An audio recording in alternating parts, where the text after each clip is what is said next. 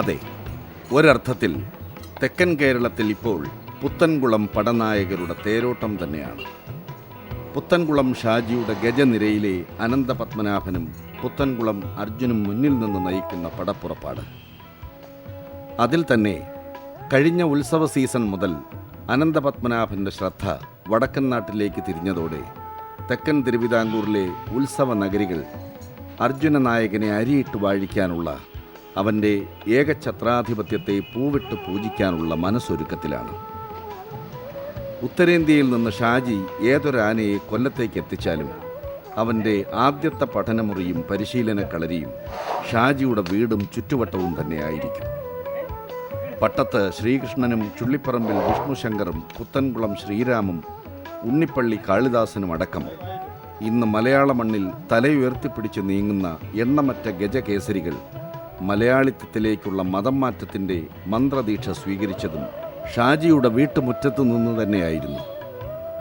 ബീഹാറിലും ഉത്തർപ്രദേശിലുമൊക്കെ ആനകളുടെ പ്രധാന ഭക്ഷണം വഴിയോരത്ത് സമൃദ്ധമായി വളരുന്ന ആലിൻ കൊമ്പുകളും പിന്നെ ഉണക്ക വൈക്കോലും മാത്രമായിരിക്കുമെങ്കിൽ കേരം തിങ്ങും കേരള നാട്ടിലെത്തിയാൽ കേരപത്രമെന്ന തെങ്ങോലകൾ തിന്ന് ശീലിക്കുക എന്നതാവും ഓരോ ആനയും പ്രാവർത്തികമാക്കേണ്ടുന്ന ആദ്യത്തെ പരിഷ്കാരം. തൃശൂർ പാലക്കാടൻ മേഖലകളിൽ പനമ്പട്ടകളാണ് ആനകളുടെ പ്രധാന ഭക്ഷണമെങ്കിലും തിരുവിതാംകൂറിൽ തെങ്ങോല തന്നെ ആശ്രയം.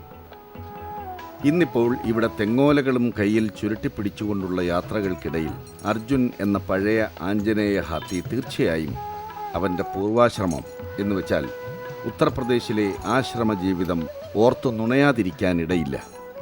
എന്തെന്നാൽ അവിടെ ക്ഷേത്രത്തോട് ചേർന്നുള്ള ഒരു സന്യാസി സമൂഹത്തിൻ്റെ സ്വന്തമായിരുന്ന ആഞ്ജനേയ ഹാത്തിക്ക് ആശ്രമത്തിലെ സന്യാസിവര്യന്മാരുടേതിന് സമാനമായ പക്കാ സാത്വിക ഭക്ഷണം തന്നെയായിരുന്നു.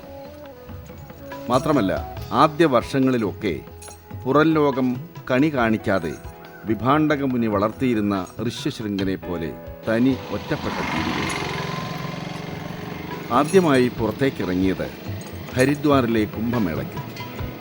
അന്ന് അവിടെ തങ്ങളുടേതിൽ നിന്ന് വ്യത്യസ്തമായ ദേഹപ്രകൃതിയും ശരീരഭാഷയുമായി കുണുങ്ങി നിൽക്കുന്ന ചില ആനപ്പിറപ്പുകളെ കണ്ടപ്പോൾ അവർ പെണ്ണാനകളാണെന്ന സത്യം അറിയാതെ ഇവരുടെ നോട്ടത്തിനും ഭാവത്തിനുമൊക്കെ എന്തെന്നില്ലാത്ത ഒരവാച്യ അനുഭൂതി.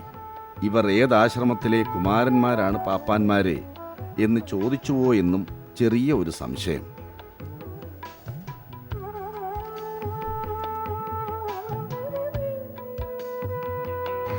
ഷാജിക്ക് അർജുനോടുള്ള എത്ര ആനപ്രേമം, അതെന്താണ് അതിൻ്റെ കാരണം? അതിൻ്റെ രൂപത്തിലും ഭാവത്തിലും ഉള്ള വ്യത്യാസം തന്നെയാണ്. വേറൊരു ആനയെ കഴിയും ഏറ്റവും വമ്പൻ തന്നെയാണ്. ആ ഒരു ആഗ്രഹം കൊണ്ട് അതിനോട് നല്ല സ്നേഹമാണ്. പിന്നെ ഞങ്ങളൊക്കെ ചെന്ന് കഴിഞ്ഞാലൊന്നും വിഷയങ്ങളൊന്നുമില്ല. ഏത് ആൾക്കൂട്ടത്തിൽ വെച്ചാലും നമ്മൾ ചെന്ന് കഴിഞ്ഞാൽ വിഷയങ്ങളൊന്നുമില്ല, നമ്മളെ കൂടെ നിൽക്കും. പറയത്തൊക്കെ ഒരു അലമ്പുമില്ല. അർജുനോടുള്ള എന്താ എത്ര സ്നേഹവും? മെയിനായിട്ട് എൻ്റെ കൊമ്പിൻ്റെ പ്രത്യേകതയാണ്.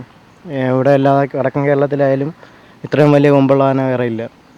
പിന്നെ എൻ്റെ സ്വഭാവം എന്ന് പറഞ്ഞാൽ ശാന്ത സ്വഭാവമാണ്. പാപ്പനില്ലെങ്കിലും നമുക്ക് പോയി തൊടാം, അങ്ങനെ ഒരു കുഴപ്പമില്ല.